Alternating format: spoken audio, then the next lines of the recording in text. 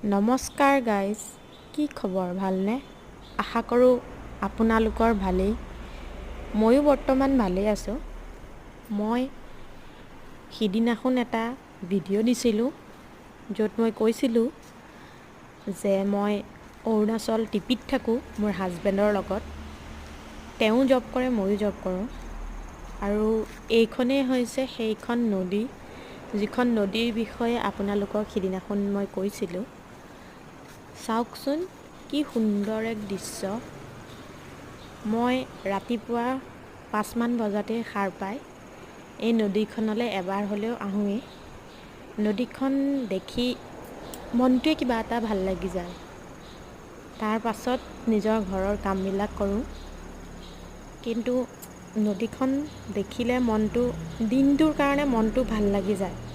সেই গতিকে মই নদীখন ৰাতিপুৱা উঠিয়ে নদীখন চাবলৈ আহোঁ। বাকী দিনটোতো কাম বনতে ব্যস্ত থাকোঁ।